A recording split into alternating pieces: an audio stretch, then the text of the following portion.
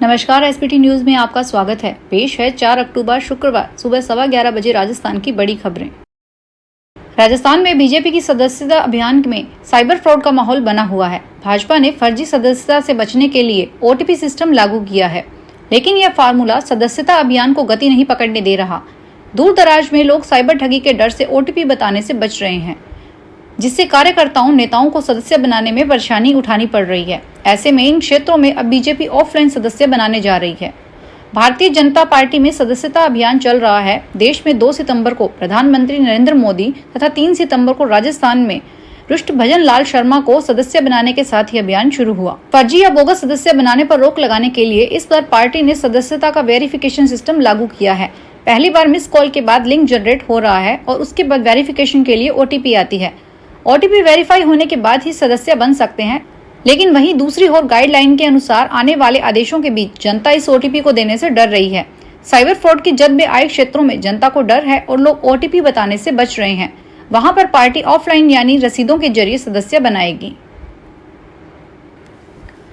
Online game में 62,000 रुपए हार जाने के बाद एक फाइनेंस कर्मी ने अपने साथ लूट की कहानी बना दी। पुलिस को दी रिपोर्ट में उसने बाइक सवार 3 बदमाशों पर लूट का आरोप लगा दिया। पुलिस ने जांच की तो झूठ का भंडाफोड़ हुआ। पुलिस आरोपी से पूछताछ कर रही है। मामला डूंगरपुर के कोतवाली थाना क्षेत्र का है। कोतवाली थाने के सीआई भगवान मेघवाल ने बताया कि बांसवाड़ा निवासी एक फाइनेंस कंपनी के कार्मिक बादर कटारा ने थाने में आकर एक रिपोर्ट दी थी। रिपोर्ट में बताया था कि वह सहायता समूह से 62,000 की राशि लेकर बाइक पर जा रहा था। इस दौरान शहर के प्रताप सर्किल पर उसे 2 लड़के मिले। दोनों लड़कों ने अर्जेंट बांसवाड़ा जाने का कहकर उनसे लिफ्ट ली। इस दौरान कुछ दूरी पर उनकी बाइक का पेट्रोल खत्म हो गया। दोनों लड़कों ने अपने एक दोस्त से पेट्रोल मंगवाया। वहीं तीसरे लड़के के आने के बाद तीनों ने मिलकर उसके साथ मारपीट की और उसकी जेब से रखे 62,000 रुपए लूटकर फरार हो गए। पुलिस ने रिपोर्ट देने वाले बादर कटारा से पूछताछ की तो वह बदल बदल कर घटना के बारे में बता रहा था, जिस पर पुलिस को संदेह हुआ और उससे मनोवैज्ञानिक तरीके से पूछताछ की तो उसने लूट की झूठी कहानी बनाकर कबूल कर लिया। सरकार ने सतत कृषि को बढ़ावा देने के लिए प्रधानमंत्री राष्ट्रीय कृषि विकास योजना और खाद्य सुरक्षा के लिए कृषि विकास योजना को स्वीकृति दे दी है और 1 लाख करोड़ रुपए से अधिक की राशि का प्रावधान किया है। प्रधानमंत्री नरेंद्र मोदी की अध्यक्षता में केंद्रीय मंत्रिमंडल की गुरुवार को यहां हुई बैठक में कृषि एवं किसान कल्याण मंत्रालय ने इस आशय प्रस्ताव को मंजूरी दे दी गई। राजस्थान के मंत्री किरोड़ीमल मीना ने सब इंस्पेक्टर भर्ती परीक्षा में मंत्रियों की कमेटी बनाने और फर्जी डॉक्टर मामले में मेडिकल काउंसिल के रजिस्ट्रार को केवल सस्पेंड करने पर सवाल उठाए हैं। किरोड़ी ने कहा, सब इंस्पेक्टर भर्ती परीक्षा मामले में 5 मंत्रियों की कमेटी बना दी। मंत्रियों की कमेटी का क्या अर्थ है? परीक्षा रद्द होनी चाहिए? एडवोकेट जनरल ने राय दी है कि यह परीक्षा रद्द होनी चाहिए। सुप्रीम कोर्ट के कई ऐसे फैसले हैं कि परीक्षा से पहले पेपर लीक हो जाए तो परीक्षा रद्द हो जानी चाहिए। पता नहीं क्यों ऐसा कर रहे हैं, मुझे बड़ा दुख है इस बात का। किरोड़ी ने कहा, मैं एएसआई भर्ती रद्द करने के लिए 3 बार सीएम को कह चुका हूं। उस दिन कैबिनेट बैठक में इसलिए कहा था कि परीक्षा रद्द होनी चाहिए। मुख्यमंत्री ने मुझे कहा कि समय पर करेंगे, लेकिन अब तक कमेटी बिठा दी तो समझ से बाहर है कि ऐसा मुख्यमंत्री जी क्यों कर रहे हैं। उच्चतम न्यायालय ने जाति के आधार पर कैदियों को काम आवंटित करने के नियम में असंवैधानिक करार देते हुए गुरुवार को कहा कि देश की किसी भी जेल में किसी भी तरह का जातिगत भेदभाव नहीं किया जा सकता। मुख्य न्यायाधीश DY चंद्रचूड़, न्यायमूर्ति JB पारदीवाला और न्यायमूर्ति मनोज मिश्रा की पीठ ने यह ऐतिहासिक फैसला सुनाते हुए कहा कि जेल मैनुअल में इस तरह के भेदभाव को बढ़ावा देने वाले सभी मौजूदा प्रावधानों को खत्म किया जाना चाहिए। अनूपगढ़ में रेडीमेड कपड़ों का एक व्यापारी सस्ते सोने के लालच में आ गया और 11 लाख रुपए गंवा बैठा। उसने घटना के 2 महीने बाद धोखाधड़ी का मुकदमा दर्ज करवाया है। पुलिस के मुताबिक वार्ड नंबर 3 प्रेमनगर निवासी विजय द्वारा दी गई रिपोर्ट के आधार पर कूपाराम के खिलाफ मामला दर्ज कर जांच शुरू कर दी गई। विजय कुमार की अनूपगढ़ में रेडीमेड कपड़ों की दुकान है। उसने पुलिस को बताया कि 2 अगस्त को कूपाराम कपड़े खरीदने के लिए उसकी दुकान पर आया। उसने बताया कि वह अनूपगढ़ के नजदीक एक ईंट भट्टे पर काम करता है। वहां मिट्टी की खुदाई के दौरान उसे कुछ चांदी के पुराने सिक्के और सोने की बड़ी बड़ी चैन मिले हैं। उसने एक पुराना चांदी और सोने का एक टुकड़ा देते हुए उसकी भी जांच करवाने के लिए कहा। जांच करवाने पर सुनार ने सोने के टुकड़े को असली बताया। फिर 6 अगस्त को कूपाराम ने सोने के 4 हार के बदले 11 लाख रुपए मांगे। विजय कुमार के मुताबिक उसने अपने एक जानकारी मुकेश की मौजूदगी में अगले दिन 7 अगस्त को 11 लाख रुपए देकर कूपाराम से 4 हार ले लिए। उसने हार बाद में जब सुनार से चेक करवाए तो वह नकली निकले। सुप्रीम कोर्ट के आदेशों के बावजूद रणथंभौर नेशनल पार्क के क्रिटिकल टाइगर हैबिटाट क्षेत्र में धड़ल्ले से हो रहे अवैध होटल, फार्म हाउस और गेस्ट हाउस निर्माण को लेकर राजस्थान हाई कोर्ट में दायर जनहित याचिका फैसला सुनाया है। हाई कोर्ट ने रणथंभौर के संरक्षित क्षेत्र में हुए अवैध निर्माणों पर यथास्थिति बनाए रखने, नए निर्माणों पर रोक लगाने, पुलिस प्रशासन को वन विभाग का सहयोग करने, अवैध निर्माण और अतिक्रमण गतिविधियों पर निष्पक्ष व तुरंत कार्रवाई करने के निर्देश दिए हैं। कोर्ट ने माना कि रणथंभौर के संरक्षित वन क्षेत्र में अवैध निर्माण एवं अतिक्रमण हो रहा है, वन विभाग कार्रवाई नहीं कर रहा है। धौलपुर सदर थाना पुलिस ने गुरुवार को कार्रवाई करते हुए जंबल बजरी से भरे 5 ट्रक जब्त किए हैं। इसके साथ ही पुलिस ने 4 युवकों को गिरफ्तार किया है। पुलिस ने आरोपियों के खिलाफ वन्य जीव अधिनियम और फॉरेस्ट एक्ट के तहत मामला दर्ज किया है। सीओ सिटी तपेंद्र मीना ने बताया कि एसपी सुमित मेहरड़ा के नेतृत्व में अवैध बजरी को लेकर अभियान चलाया गया। अभियान के तहत पहली बार पुलिस ने बजरी कारोबारी की रैकी कर नाकाबंदी शुरू कर दी थी।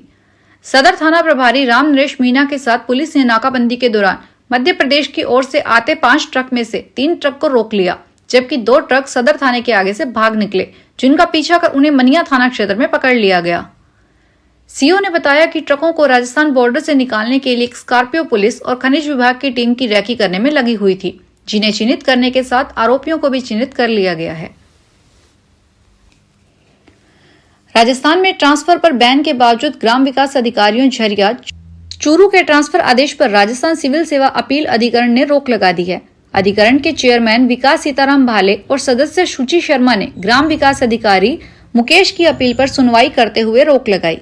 रेट ने इस मामले में पंचायती राज विभाग के आयुक्त अधिकारी, मुख्य कार्यकारी अधिकारी, जिला परिषद चूरू विकास अधिकारी, पंचायत समिति चूरू और सरपंच ग्राम झरिया को नोटिस जारी करते हुए जवाब भी मांगा है। प्रार्थना की ओर से पैरवी करने वाले अधिवक्ता प्रेमचंद देवंदा और अंकित स्वामी ने बताया, सरपंच झारिया की झूठी शिकायत पर पंचायत समिति चूरू के विकास अधिकारी ने 12 सितंबर के आदेश में प्रार्थियों का ट्रांसफर करके उसे जिला परिषद चूरू के लिए कार्यमुक्त कर दिया।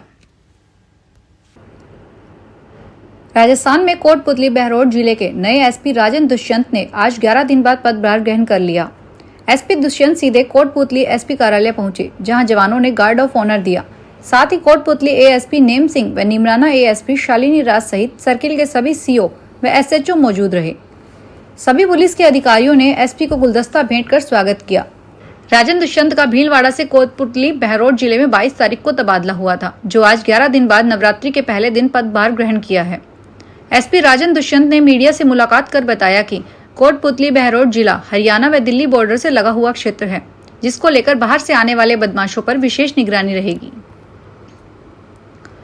चित्तौड़गढ़ सांसद सीपी जोशी ने शाम को महेशपुरम में बनाए जा रहे 3 मंजिला मल्टीपर्पज कम्युनिटी हॉल का निरीक्षण किया। यह मल्टीपर्पज कम्युनिटी हॉल 10,000 वर्ग फीट में बनाया जा रहा है। उन्होंने यूआईटी के अधिकारियों को इसे जल्द से जल्द पूरा करने की बात कही। बता दें कि यह कम्युनिटी हॉल 836 लाख रुपए की लागत से बनाया जा रहा है। सांसद सीपी जोशी ने बताया कि महेशपुरम में 836 लाख रुपए की लागत से मल्टीपर्पज कम्युनिटी हॉल बनाया जा रहा है। यह करीब 10,000 वर्ग फीट जमीन पर फैला हुआ है। इसमें 29 कमरे, 5,000 वर्ग फीट का वातानुकूलित बैंकेट हॉल सहित 19,000 वर्ग फीट के ओपन गार्डन जैसी सुविधाएं मिलेगी। यहाँ हर वर्ग के लोगों को बेहतर सुविधा मिल पाएगी। सांसद जोशी ने आज इसका निरीक्षण किया है। राजस्थान में 4 दिवसीय दौरे पर 12 आए राष्ट्रीय स्वयं सेवक संघ प्रमुख मोहन भागवत ने गुरुवार को अस्पताल रोड स्थित संस्था धर्मादा धर्मशाला में चित्तौड़ प्रांत की विभिन्न बैठकों में शिरकत की। श्री भागवत बुधवार देर रात को ही सड़क मार्ग से बारां पहुंच गए थे। आज संघ प्रमुख ने विभिन्न बैठकों और कार्यक्रमों में भाग लेकर स्वयं सेवकों और पदाधिकारियों से चर्चा की। राजस्थान के ऊर्जा मंत्री हीरा लाल नागर ने गुरुवार को ग्रेटर नोएडा में आयोजित रिन्यूएबल एनर्जी इंडिया एक्सपो के उद्घाटन में मुख्य अतिथि के रूप में हिस्सा लिया। नागर ने एक्सपो में राजस्थान सोलर एसोसिएशन द्वारा आयोजित अग्रणी राजस्थान प्रदर्शनी एवं कार्यक्रम का उद्घाटन किया। उद्घाटन सत्र को संबोधित करते हुए नागर ने कहा कि राजस्थान क्षेत्रफल की दृष्टि से देश का सबसे बड़ा भूभाग वाला राज्य है। यहाँ के पश्चिमी इलाकों में सोलर ऊर्जा उत्पादन के प्रोजेक्ट लगाने की असीम संभावनाएं हैं। उन्होंने कहा कि पूरे देश में अगर कोई पहली पसंद है तो वह राजस्थान है। हमारे प्रदेश के पास अतिरिक्त रेडिएशन है और हजारों किलोमीटर सीमावर्ती इलाका है। रेगिस्तान इलाके में हमारे पास जमीन है। सोलर प्रोजेक्ट लगाए जाने की बेहतरीन दशाएं मौजूद है। नागर ने कहा कि किसी भी देश की जीडीपी को बढ़ाने के लिए एनर्जी महत्वपूर्ण भूमिका निभाती है। एनर्जी के बिना संभव नहीं है कि विकास को बढ़ाया जा सके। राजस्थान विधानसभा अध्यक्ष वासुदेव देवनानी ने कहा कि आने वाले कुछ दिनों में करोड़ों रुपए की लागत से अजमेर की प्रमुख सड़कों का निर्माण कराया जाएगा। श्री देवनानी ने गुरुवार को यहां विभिन्न विकास कार्यों का शुभारंभ करने के बाद कहा कि दीपावली से पहले सभी प्रमुख सड़कों का मरम्मत कार्य पूरा किया जाएगा। राज्य सरकार ने इसके लिए स्वीकृति जारी कर दी है। सड़क निर्माण में गुणवत्ता एवं समय सीमा का विशेष ध्यान रखा जाएगा। श्रीगंगानगर में नेहरू पार्क के समीप स्थित ANZ इमिग्रेशन कंसल्टेंट्स के संचालक पर एक युवती को फर्जी कागजातों से कनाडा भेजकर 12 लाख रुपए की ठगी करने का मुकदमा कोतवाली में दर्ज हुआ है। पुलिस के अनुसार निकटवर्ती चक महाराजगढ़ का निवासी जगजीत सिंह द्वारा दी गई रिपोर्ट के आधार पर मुकदमा दर्ज कर जांच ASI राकेश कुमार के हवाले की गई है। जगजीत सिंह ने दर्ज मुकदमे में बताया है कि वह और उसकी पत्नी पवनदीप कौर ने ANZ इमिग्रेशन कंसल्टेंट के संचालक मनप्रीत सिंह भुल्लर हरप्रीत सिंह भुल्लर से अक्टूबर 2023 में नेहरू पार्क के समीप उसके ऑफिस में जाकर कनाडा जाने की बातचीत की थी। फिलहाल इस बुलेटिन में इतना ही, फिर हाजिर होंगे बड़ी खबरों के साथ।